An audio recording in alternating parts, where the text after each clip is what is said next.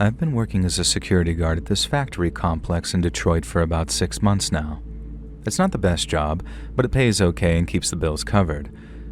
I sit most of the time watching cameras, making sure nobody's sneaking around where they don't belong. It's quiet most nights, just me and a bunch of empty buildings. I've been doing the overnight shift, 10 p.m. to 6 a.m. since I started. It's rough on sleep, but I manage. The factory's an old place. Used to make auto parts back in the day. Most of it's empty now, just a few buildings still running. And at night, it's all shadows and echoes, with rats scurrying around sometimes. I start my shift checking the doors, making sure they're locked up tight, and then I settle into the security office, sipping coffee and watching the camera feeds. Every couple of hours, I do a walk around, shine my flashlight into the dark corners, and to be honest, it's boring, but it's money. But one night, though, everything went bad.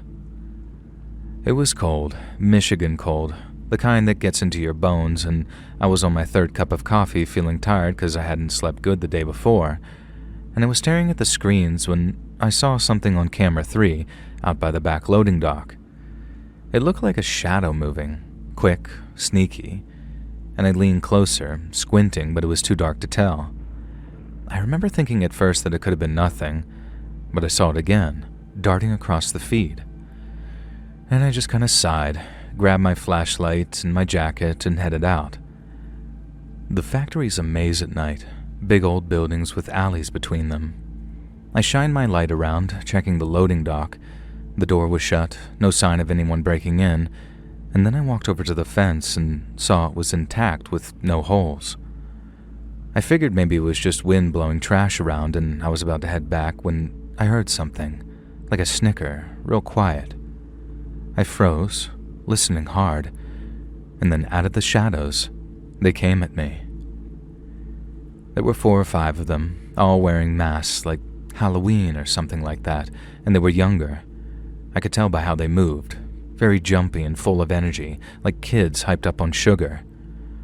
One of them shoved me hard and I stumbled back, almost dropping my flashlight, and before I could even really work out what was happening, another one of them punched me in the gut so hard it knocked the wind out of me. I doubled over gasping, and then they were all on me, hitting and kicking like a pack of wild animals. I tried to fight back, even swung my flashlight at one of them, but they were too fast. Someone grabbed it and tossed it away before another kid punched me in the face, and I felt my nose crack and I could feel blood starting to come down. I could taste it in my sinuses.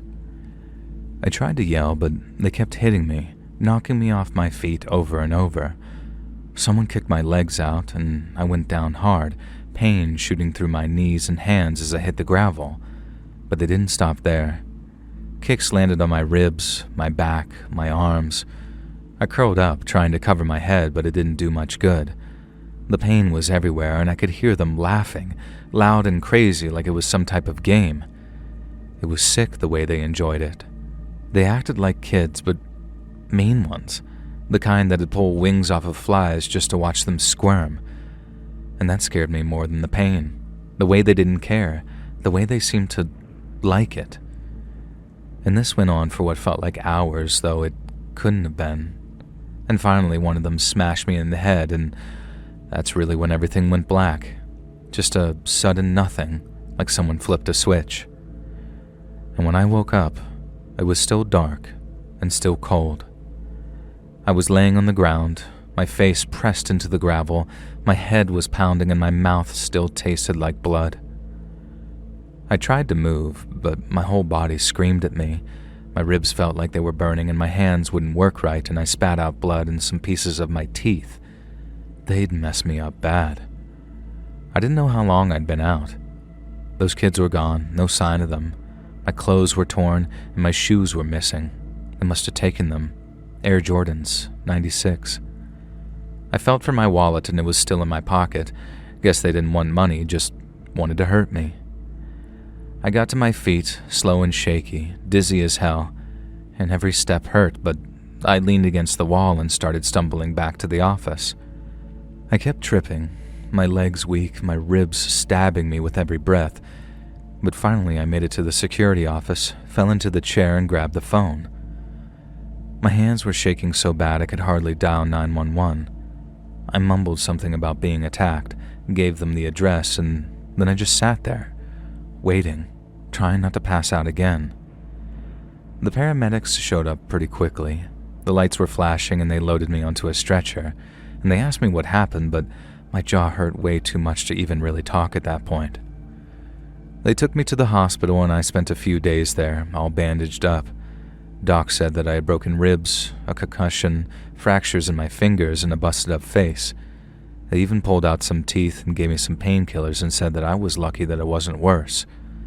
But I didn't feel very lucky though. The cops came by while I was resting, and two of them, one older guy and one younger. They asked me to describe the attackers, but I didn't have much to give.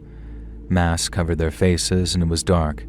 I told them they were young, fast, laughing like maniacs, but that was it.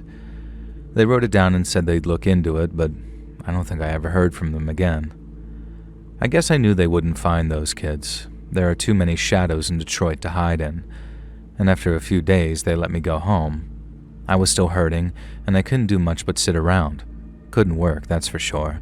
I had 2 kids depending on me, and I didn't know how I was going to pay those bills. My daughter, she's 8, cried when she saw me all banged up. My son, 12, tried to act tough, but I could tell he was shook. I told them that I had an accident at work and didn't want them to be scared knowing the actual truth.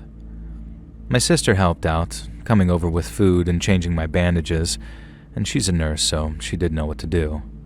I hated needing her like that, though, but I couldn't manage alone. Getting out of bed was a fight every day.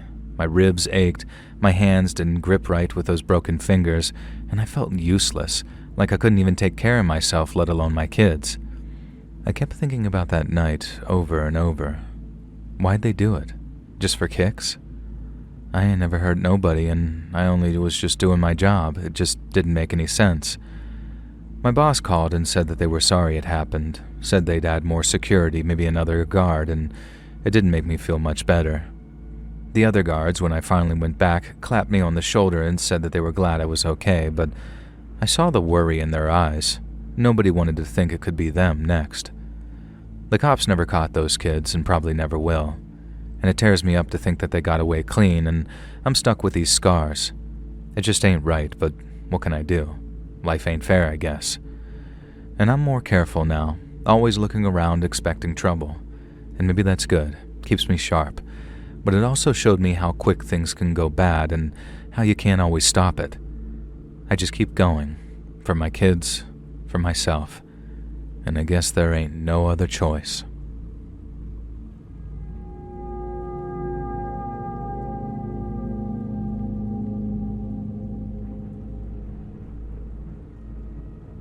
I grew up in Modesto in the 1980s, and honestly, I fell in with a kind of bad crowd. I had a couple of friends end up in jail. I had a couple end up in the ground, too. But it was the ones that said enough is enough that I really admired. The ones that got out before the life we lived became an anchor around our necks. I decided to clean myself up, and since driving was kind of my thing, I figured that I'd get a job at a cab company so I could earn an honest living while still driving around the city that I knew and loved. By 1991, I was 24, and I'd been taking fares around Modesto for almost 2 years. It was a hell of a job, let me tell you, and every so often, I got a real character in the back of my cab. Like this one time, I had this raspy-voiced little guy flag me down, and when I asked him his story, it turned out he was Sonny Barger, a founding member of the Hells Angels. I asked why he wasn't on his bike, and he looks me dead in the eye through my rear view and says, "'Cause I've had 14 beers, 5 shots of tequila, and I'm too goddamn old to spend the night in jail." I laughed my ass off with the guy, and he was a great tipper too, so shout out to the Hells Angels, I guess. But not everyone was so cool or entertaining. In fact, I picked up 1 or 2 passengers in my time that got me in a hell of a lot of trouble, and this is one of them. So it was August 2nd of 1991, around 8:30 at night, because the sun had just gone down, and I was driving down the avenue about to take the 108 toward downtown. It was a Friday, so I knew I was in for a busy night, and I was just about to take my turn when I saw a girl standing at the side of the road sticking her thumb out to passing cars. My first thought was, it is not the time to be hitchhiking out here, because Fridays and Saturdays always got a little crazier when the sun went down. So I pulled over next to her, honked my horn, and then when she came up to my driver's side, I didn't even get to ask where she was headed before she said something like, "I don't got any money, sorry. I just really need a ride." And from the sound of her voice, how shaky it was, I could tell that she'd been crying. So rather than just drive off like some jerk, I told her to hop in and that I'd give her a free ride. She responds with, "Oh my God, really? Oh, thank you so much." Very grateful, and that it sounds like she's going to start crying again. So she hops in the back of my cab and she tells me that she wants to go to the airport. I tell her my name, then ask her what hers is, and then as we're driving, I start asking if she's okay, and that I know you're not, but asking what's wrong is too forward kind of way. She tells me she's just ended things with her boyfriend of 3 years, and that she's headed to the airport to catch a plane to Florida, which was where her grandparents lived. I told her how sorry I was, but that she'd be surprised to know just how many young women like her I gave rides to on a weekly or sometimes even daily basis. It's a sad fact of life that relationships sometimes fall apart, and when they do, someone usually pulls the old Hail Mary, full of grace, get me out of this goddamn place. And that's where yours truly comes in. She didn't laugh, but I didn't expect her to either. So after my dumb attempt at humor, I started saying how happy I was to lend an ear if she wanted someone to talk to. She had to get herself together a little before she started talking, and she was a slow starter too, just didn't know where to begin, I guess. But once she got going, she got going. So I shut up, let her talk, and listened to her story. She moved to California from the East Coast for college, met her boyfriend during her junior year, then moved in with him after she graduated and needed a place to stay. She said when they met, he'd been the perfect gentleman. He'd supported her emotionally through those final 2 years of college, then financially for a while too after she graduated and was looking for a job. He'd always been kind and patient with her, but then over time, while she was still trying to find work, he started to change. He got less and less patient and more mean. They never used to fight at all, then over time it got to the point they were fighting 2 or 3 times a week. She said the field she wanted to work in was very competitive, and that while she was working her butt off sending out resumes and making calls, she wasn't having any luck. But then the longer that went on, the more impatient her boyfriend was getting, and over time it became this huge source of tension that she wasn't contributing at all. She said she was looking for waitress jobs and stuff right at the time they had their huge breakup fight. By then, her boyfriend wasn't interested. He told her to pack her bags, started throwing some of her stuff around, then things started to escalate, and the fight ended violently before she ran out of the house with her suitcase all packed. My dad used to get violent with my mom before he walked out on her, so as soon as she said that last thing, I was ready to drive back to where she'd come from and give her ex an ass-kicking before driving her back to the airport. I told her I was sorry things ended that way, then asked if she was all right, if she needed me to take her to the hospital first thing or anything like that. She said no, that he hadn't really hurt her, but then I asked if she wanted me to stop so she could call the cops. And for the first time, she gave me this immediate, desperate reply of no. And that was the first warning sign right there, the thing that made me think that I might have seriously misjudged the situation in front of me. I told her that if he'd hit her or broke any of her stuff, then it was important to report that sort of stuff to the cops so that they at least had it on record. But she insisted I just drive her to the airport so she could leave to go with her grandparents. At the time, I understood the impulse, or at least I thought I did. The poor girl just went through something traumatic. She didn't want to hang around going over a play-by-play with a bunch of bozos. She just wanted to get away from it. But like I said, there was something about that no that sounded a little too desperate. I asked if she did anything like hit him back, and that's why she wasn't so focused on talking to the law. But I was also quick to reassure her that the cops would consider anything she did in self-defense to be just that, self-defense. She started saying how they wouldn't see it that way, but when I asked why not, she straight up snapped at me. She says, "Because they won't, all right? Now can you just take me to the airport? I'm begging you." She started off all cold and angry, but by the time she got to the "I'm begging you" part, she was back to sounding like a scared little girl again. I guess that tugged at my heartstrings enough for me to back down a little, just not quite enough for me to drop it altogether. I kept quiet for a moment or two, gave her some time to breathe, and suggested if her ex had done something like hit her, then the best revenge would be having him spend a night in the cell. And then she muttered, "That's not going to happen." I didn't see it for what it was, so I followed up with something like, "Are you really going to let this piece of trash do you like this?" That's when she said, with this heavy tone of voice that set the hairs on the back of my neck on end, "He's not going to do anything to anyone anymore." Bingo. Their fight had ended in violence, all right, but not with this girl's ex smacking her around. It ended with her doing something to him. And the way she said that last thing about him not doing anything anymore, it made me think she'd done more than just slap him or whatever. I started saying something like, "Miss, if you did something bad, I gotta let you out of the cab, otherwise you're making me an accessory to whatever's going on." I didn't know if that was 100% true at the time, but I'd heard it was, and that was enough for me, so that's what I said. I also added that if all she did was toss a lamp at him or something like that to keep him away from her, then whatever, I'd take her to the airport.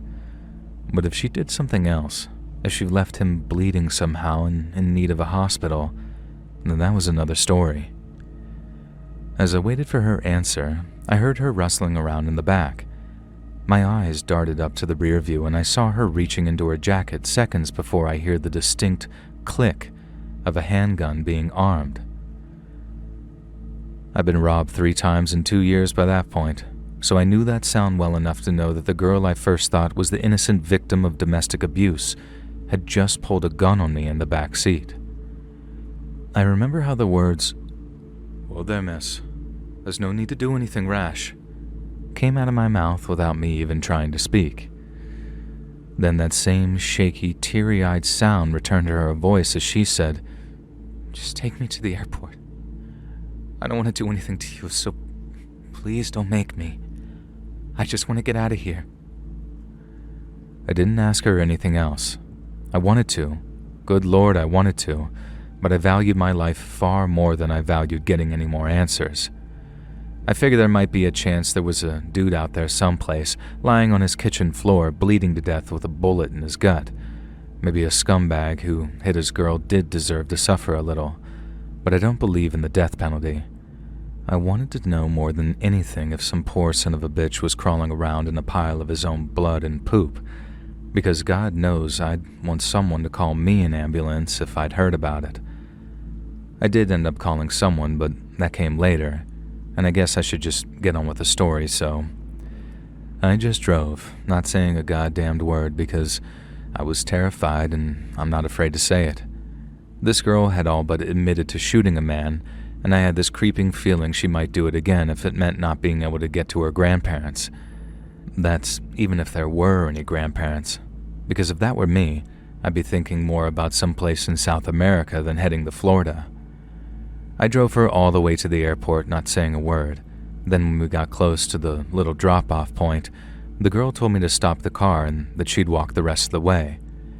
I did as she asked, stopped the car in the darkness away from the crowd of people getting in and out of cars, and then she asked me to turn off the engine and hand over my keys. I figured she wasn't about to shoot me, not close enough to all those people for them to hear the gunshots, so at first I said, "I can't do that, miss. I gotta make a living." But then, in a way that made my blood run cold as ice in my veins, I think she showed me the real her for a second.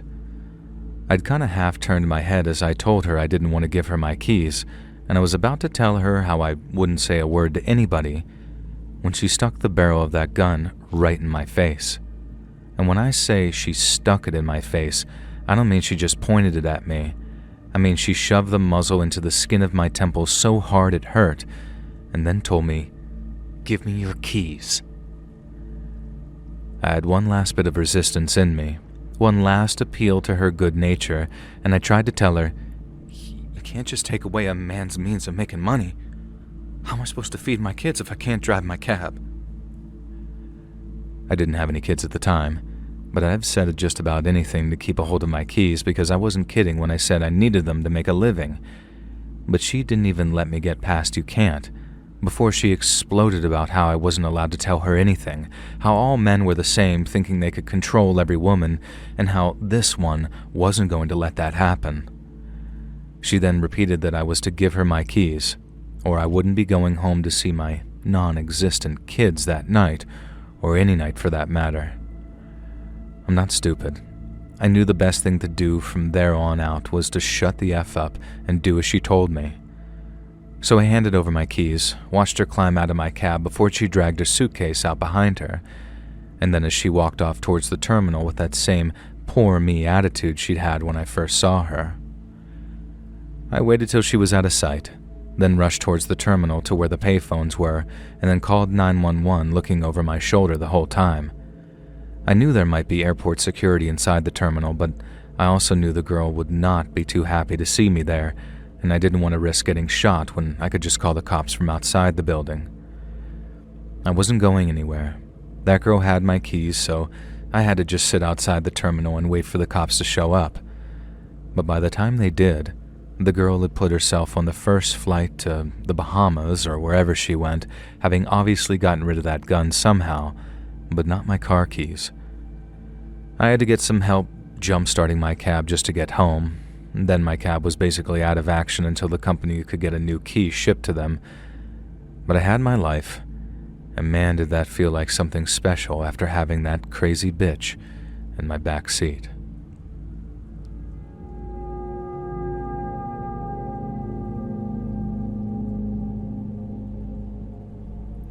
I used to be the area manager for a small chain of late-night diners here in Minnesota, and of all the strange incidents in my career, this was the most frightening. I wasn't at the diner the night it happened, but two of my employees were. It was a small spot just off the highway, open 24 hours, and surrounded by a field, some woods, and a very lonely stretch of road. Jenny and Mike had both been there for years when it happened, but after that night they both quit and didn't tell anyone but the cops what had happened. All I had to piece together was the security footage and a few vague hints from the police, and years later, I still think about what I saw and what I'll never figure out. I remember it being one of those brutal winter nights, the kind where the wind must have been rattling the diner like it was trying to get inside for a bowl of hot dish. Mike was our cook, a solid worker in his 40s with a wife and 2 kids who worked the night shift for the extra cash. Jenny was the waitress, a single mom in her 20s who was sharp as a knife and great with crowd control on her busier nights. They were reliable, the kind of employees you could trust, but who could handle themselves too. But that night, something walked into the diner that nothing could have prepared them for. I was at home sleeping when a phone call woke me up. The moment they said it was the police, it was like half a dozen espressos hit me all at once, and I listened as they said there had been an incident at the diner and how they needed access to the office so they could review the security tape. They didn't elaborate. They just said that it was bad and that Mike and Jenny were involved. I dragged myself out of bed and my stomach was all knotted up with worry, and then I drove through the snow with my head spinning with questions. Was it a robbery? 2 groups of drunk customers who had started a brawl? Or was it something more serious? By the time I got there, I had a whole bunch of different theories already laid out, but what I saw on that tape was something a whole lot worse than anything I'd expected. When I arrived at the diner, an officer in uniform was waiting for me, and then I led him to a cramped back office with an old beat-up TV and a dusty VHS player. He said he'd needed to take the tape with him as evidence, but he also asked if we could watch it first, just so he had a better idea of what had taken place. I said sure, rewound the tape to the time he requested, 2:30 a.m., and then after I pressed play, it came alive on the screen. It was quiet out front, with Mike in the kitchen scrubbing down the counters and Jenny out front wiping down tables in the dim light. Then the door swung open, and 2 men walked in. They were maybe late 20s or early 30s, dressed in faded jeans and thick jackets, but it wasn't their coats that set my nerves on edge. It was their faces. One had a tattoo on his neck that ran up onto his face, and the other had these cold, very hollow eyes that didn't seem to blink. They acted calm at first, like they were just a couple of drifters who wanted a burger. They slid onto stools at the counter and Jenny took their order. Mike cooked with his back to them, then Jenny brought the plates out. They kept to themselves while they ate, heads down and not doing much talking. I kept hoping that they'd finish and leave, only, obviously, they didn't. Out of nowhere, the one with the face tattoo reached into his hoodie and pulls out a handgun. The other followed, drawing his own before they each aimed at Mike and Jenny, who froze mid-motion like deer caught in headlights. Jenny's eyes went wide and her face went slack. Her mouth was wide open like a scream was just stuck in her throat. Mike's hands jerked up, trembling so bad that I could even see it in that terrible footage. And the two men didn't rush. With their guns, they motioned for Mike and Jenny to come out from behind the counter. They stumbled forward on shaky legs, with Jenny clutching the edge of the counter for a second before letting go. The two men then herded them to the back toward the walk-in fridge, and I figured they'd lock them inside before raiding the register and the safe.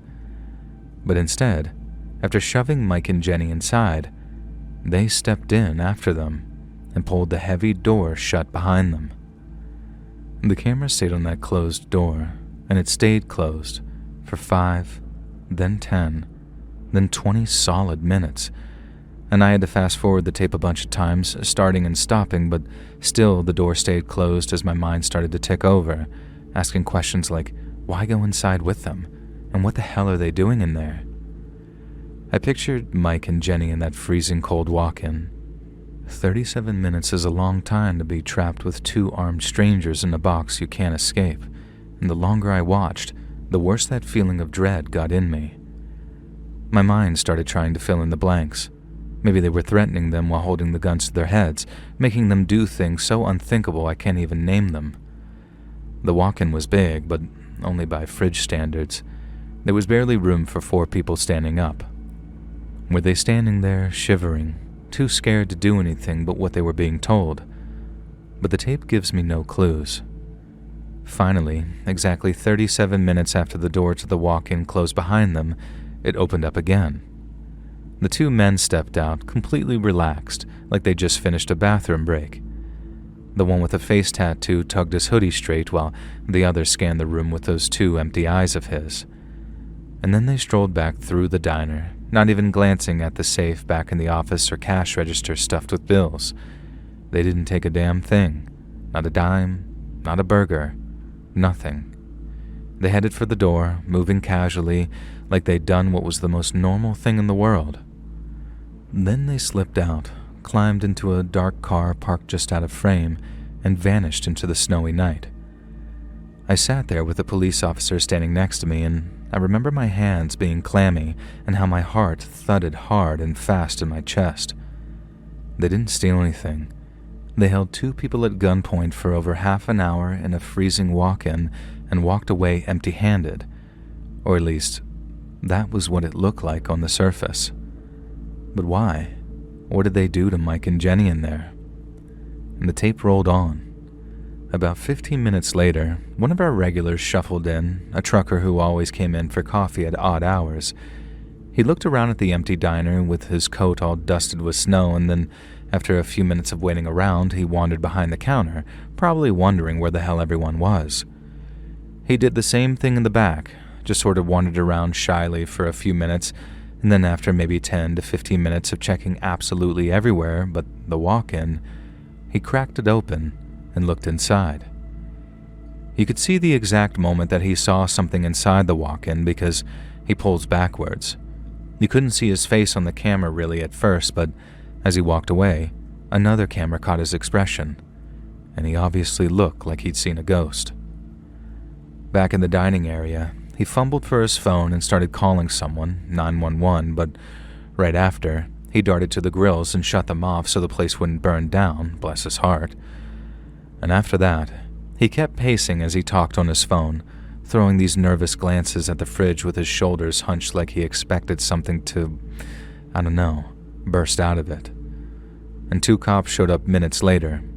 They talked to the regular, then after approaching the fridge, one of the officers nudged the door open with his boot. It looked like he'd yelled something with a gesture, like a sort of come-out motion, and then Jenny staggered out. Her hands were plastered over her eyes, and she was shaking so hard that one of the officers had to support her as she came out. Mike followed soon after, his own hands pressed tight against his face, but he moved differently, slower, like he wasn't so sure about leaving the walk-in. Suddenly, as the cops were guiding him away, Mike kind of twisted back away from them. Then, with his face covered with one hand, he reached for the door and tried to walk back inside. The cops yanked him backwards away from it, but Mike was trying to get back in the walk-in like his life depended on it. As the cops dealt with Mike's weird outburst, Jenny collapsed into a booth and curled up into a ball with her hands still shielding her face. A few minutes later, the cops seemed to talk Mike down, and they were able to walk him to a booth and sit him down. The cops then tried talking to them, kneeling and gesturing as they did, but it didn't look like they got anything. Mike and Jenny just stayed all catatonic with their hands over their eyes, like they'd seen something so awful they couldn't bear to look at anything else.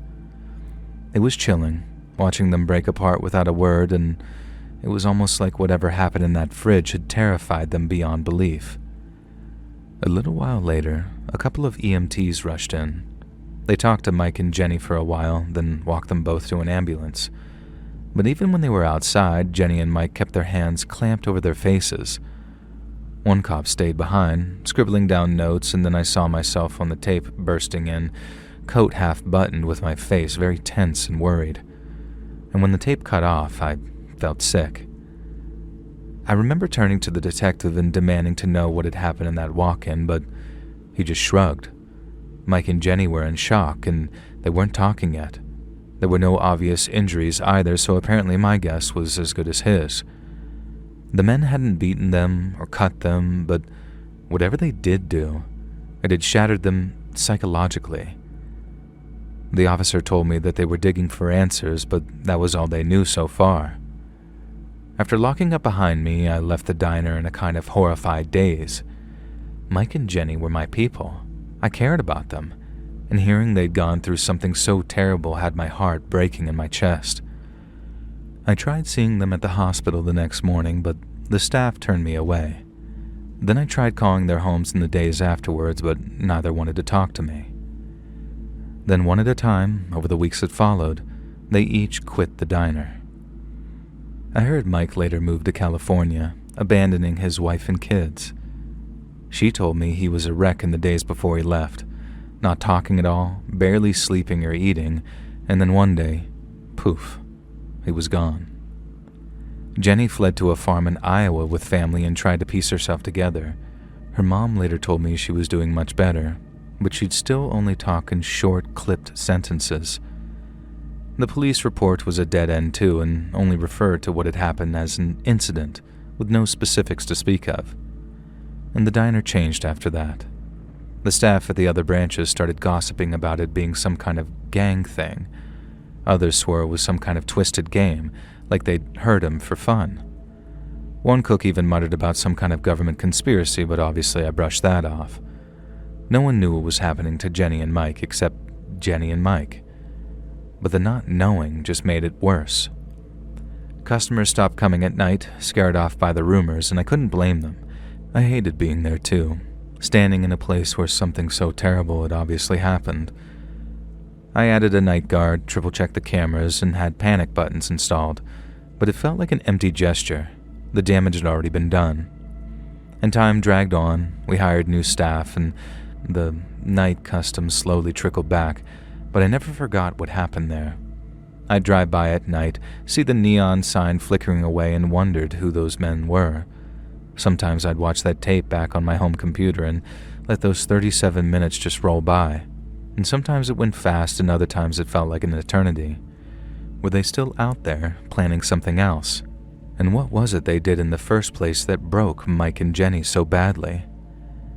Eventually, I stopped watching the tape and taught myself to stop asking questions too, because these days, I feel like I'm better off not knowing.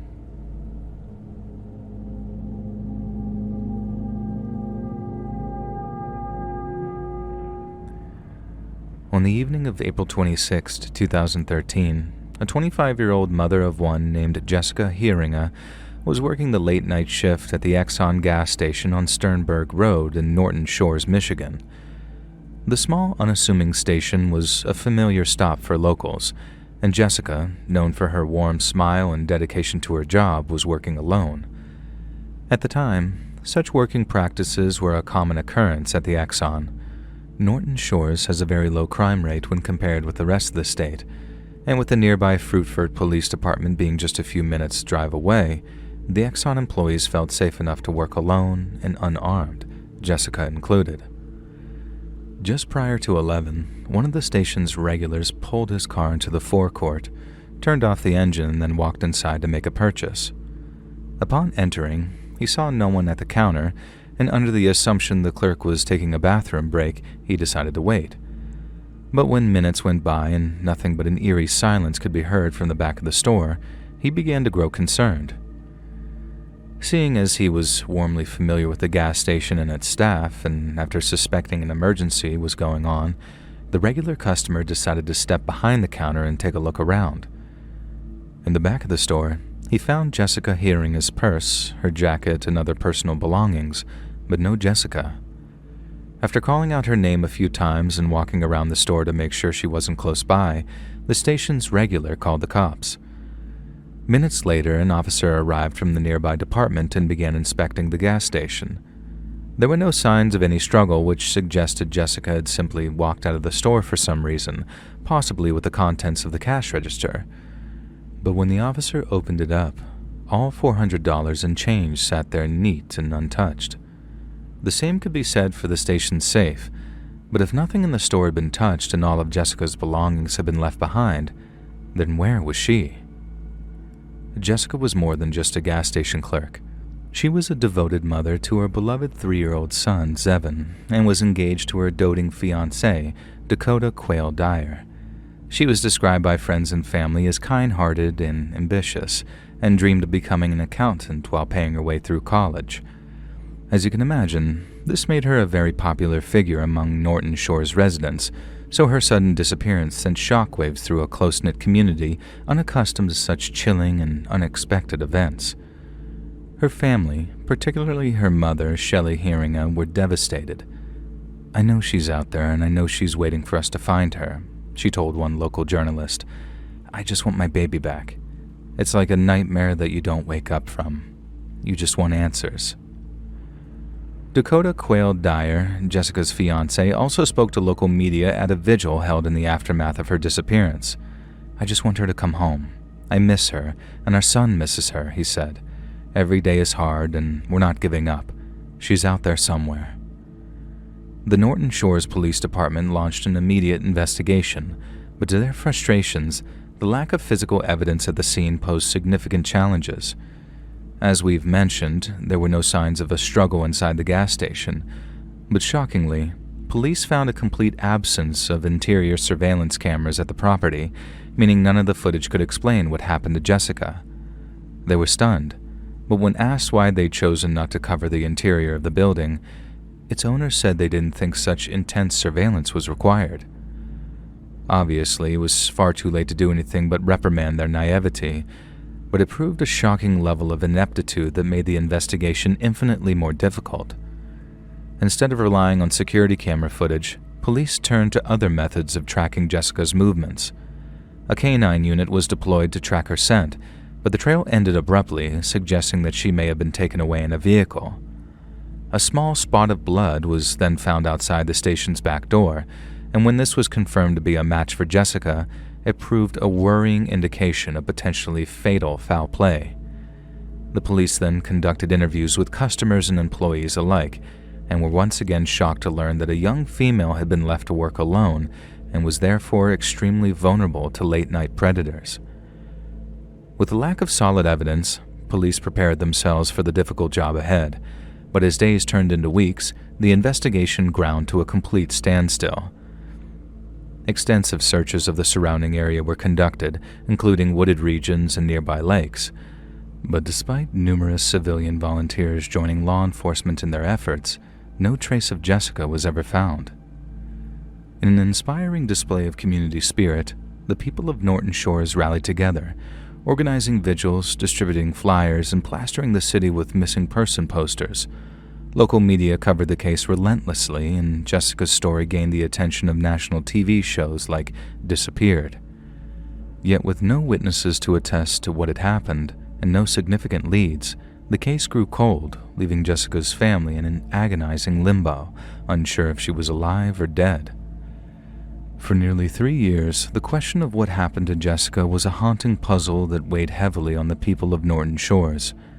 But in 2016, a seemingly unrelated incident provided the spark that would reignite her case. On April 16th, a 16-year-old girl reported being the victim of a terrifying abduction attempt in Muskegon County. She described being approached by a man in a silver minivan who then tried luring her into his vehicle. Her quick thinking allowed her to escape, and she was able to provide police with critical details, including a description of the suspect in his van. The girl's report led investigators to a man named Jeffrey Willis, a 46-year-old factory worker, but despite having no criminal history to speak of, Mr. Willis was far from innocent. During a search of Willis's home and silver Chrysler minivan, police officers unearthed a frightening amount of highly disturbing evidence.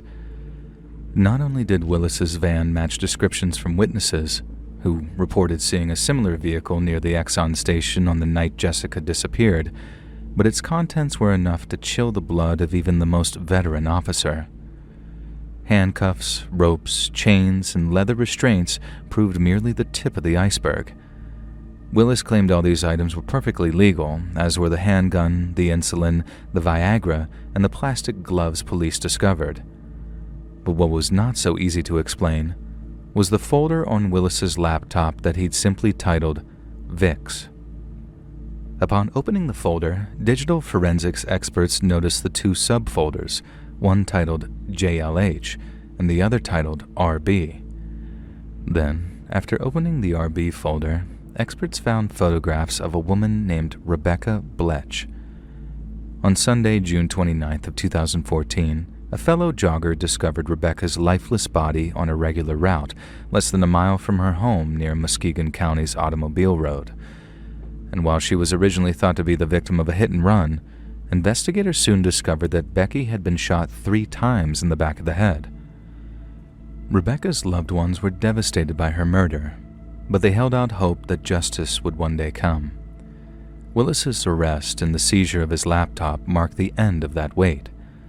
Not only did Willis's Vicks folder contain a multitude of photographs that Rebecca herself uploaded to social media, but it also contained thousands of torture and snuff videos, revealing a disturbing and deeply seated obsession with violent fantasies. But perhaps even more disturbing was a small detail regarding the folder titled JLH, because in addition to containing dozens of photographs depicting Jessica Heeringa, the date of its creation was April 26, 2013, the very same day that Jessica disappeared.